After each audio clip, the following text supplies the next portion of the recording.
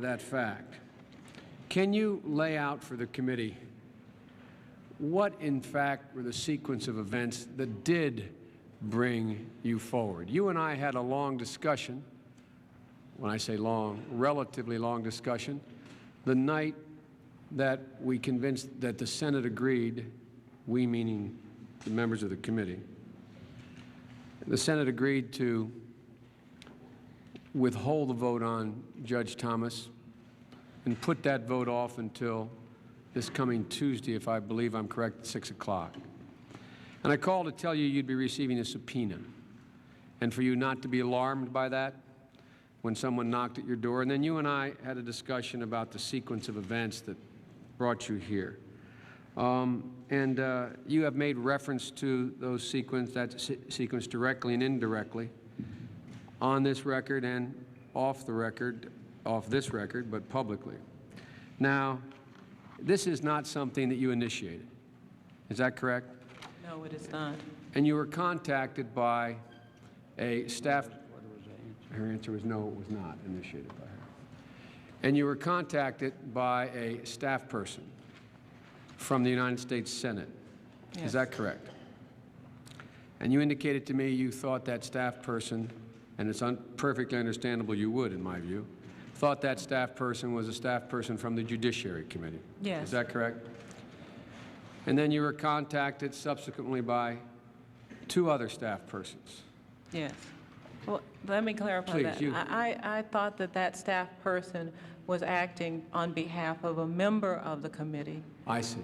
with regard to their duties on the committee. I see, which is what I understand to be the case, and Yes. legitimately so. But as we talk, I had indicated to you that the committee, be more precise, me, and in terms of my responsibility as chairman to make known the allegations to the committee as a whole, did not occur until after the committee had begun its meeting. No reason, that's not your responsibility, that's mine, but I just, and what I want to get at is this, not who spoke to you first and second and third and all of that. I want to get at this issue because it seems to me it does go to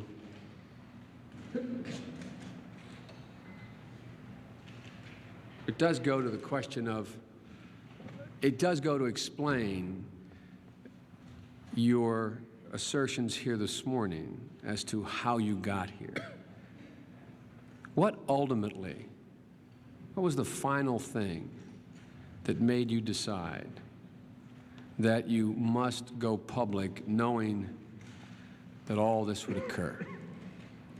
Well, I was presented with the information by a newspaper reporter. The information you had submitted to me and I had distributed to the committee. Yes.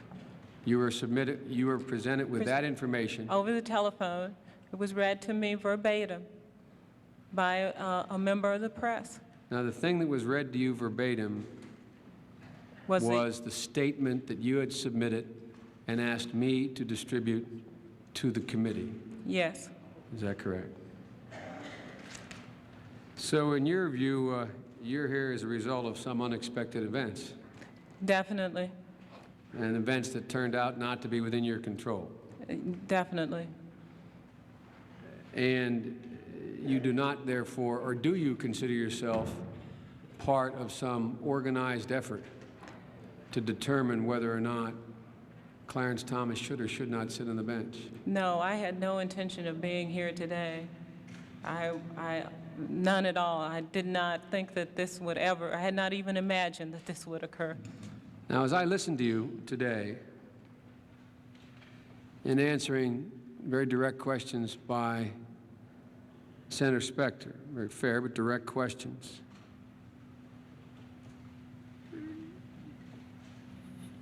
you did not, as you've stated here, correct me if I'm wrong, you appear not to have from the outset viewed what was happening to you in terms of your need to have a record to be able to retaliate or to sue or to do anything other than try to stop what was happening, what you allege to be happening from happening. Is that correct? That is correct. That was my motive at the time, just to stop the activity.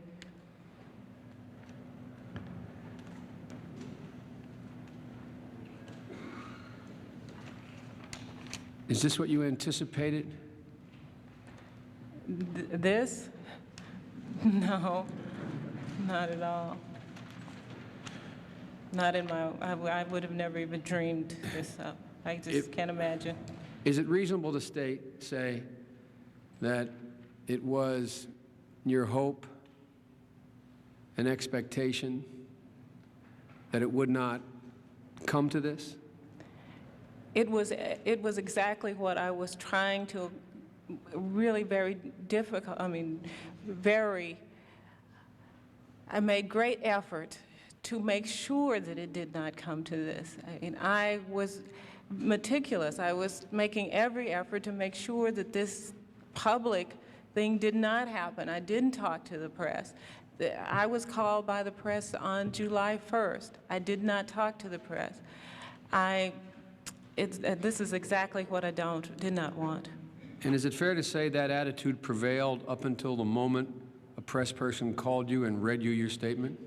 Well, the attitude of not wanting this to happen, it prevails even today. Well, we're beyond that point, as you know. Yeah, we're beyond that point, but it certainly prevailed up until that point. The reason I bothered to ask that is that it's important, it seems to me, for the committee to know why someone would move from one point to the next and still hope that you didn't have to get to the end point, with the end point being in total public at this moment, like you are at this moment. Am I misstating in any way your desires as you moved along in this process, or were moved along in this process? The desire was never to get to this point. The desire, and I thought that I could do things, and if I were cautious enough, that I could control it so that it would not get to this point, but I was mistaken. I thank you very much. I yield to my friend from Alabama, Senator Heflin, to hold open hearings on Professor Anita Hill's allegations concerning Judge Thomas. This committee's handling of her charges has been criticized. Professor Hill has made two requests to this committee. First, she has asked us to investigate her charges against Judge Thomas. And second, she had asked that these charges remain confidential, that they not be made public and not shared with anyone beyond this committee. I believe that we have honored both her requests. Some have asked, how could you have the United States Senate vote on Judge Thomas's nomination and leave senators in the dark about Professor Hill's charges? And to this I answer, how can you expect us to have forced Professor Hill, against her will, into the blinding light which you see here today? But I'm deeply sorry that our actions in this respect have been seen by many across this country as a sign that this committee does not take the charge of sexual harassment seriously. We emphatically do.